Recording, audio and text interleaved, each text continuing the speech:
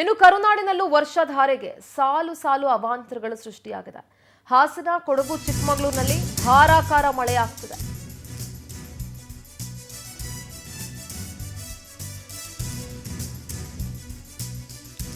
ಬೆಳಗಾವಿಯಲ್ಲಿ ಪ್ರವಾಹದ ಭೀತಿ, ಬೆಳೆಗಳು ಜಲಾವೃತ ಆಗಿದೆ.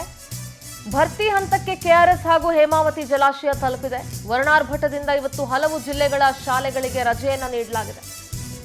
ಕರ್ನಾಟಕದಲ್ಲೂ ಕೂಡ ಸಿಕ್ಕಾಪಟ್ಟೆ ಮಳೆ ಆಗ್ತಾ ಇದೆ. ಸಾಲು ಸಾಲು ಅವಾಂತರಗಳು ಕೂಡ ಸೃಷ್ಟಿಯಾಗಿದೆ. ಇನ್ನು ಕೊಡಗು, ಹಾಸನ, ಚಿಕ್ಕಮಗಳೂರಂತೂ ಧಾರಾಕಾರ ಮಳೆಯಾಗಿ ಅಲ್ಲೂ ಶಾಲಾ ಕಾಲೇಜುಗಳಿಗೆ ರಜೆ ಘೋಷಿಸಲಾಗಿದೆ. ಇನ್ನು ಕೆಆರ್ಎಸ್ ಮತ್ತೆ ಹೇಮಾವತಿ ಜಲಾಶಯಗಳು ಇನ್ನೇನು ತುಂಬೋ ಹಂತಕ್ಕೆ ಬಂದಿದೆ. ಹಲವು ಜಿಲ್ಲೆಗಳ ಶಾಲೆಗಳಿಗೆ ಇವತ್ತು ರಜೆಯನ್ನ ನೀಡಲಾಗಿದೆ. ಕೆಲವು ಭಾಗದಲ್ಲಿ, ಸಕಲೇಶ್ಪುರ ಭಾಗದಲ್ಲಿ, ಶಿರಾಡಿ ಘಾಟ್ ಕಡೆ ಎಲ್ಲ ಗುಡ್ಡ ಕುಸಿತ ಆಗಿ ಮಣ್ಣು ಕಂಪ್ಲೀಟ್ ರಸ್ತೆ ಮೇಲೆ ಬಿದ್ದಿರೋಂಥ ದೃಶ್ಯ ನೋಡ್ತಾ ಇದ್ರಿ.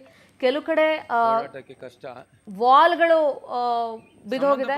ಇದು ಹೇಮಾವತಿ ಜಲಾಶಯದ ದೃಶ್ಯ, ಹೇಮಾವತಿ ಭಾಗದ ದೃಶ್ಯಗಳನ್ನ ಗಮನಿಸ್ತಾ ಇದ್ರಿ. ಒಟ್ಟಾರೆಯಾಗಿ ವರ್ಣಾರ್ಭಟದಿಂದ ಹಲವು ಜಿಲ್ಲೆಗಳಲ್ಲಿ ಅವಾಂತರಗಳು ಸೃಷ್ಟಿಯಾಗಿದೆ.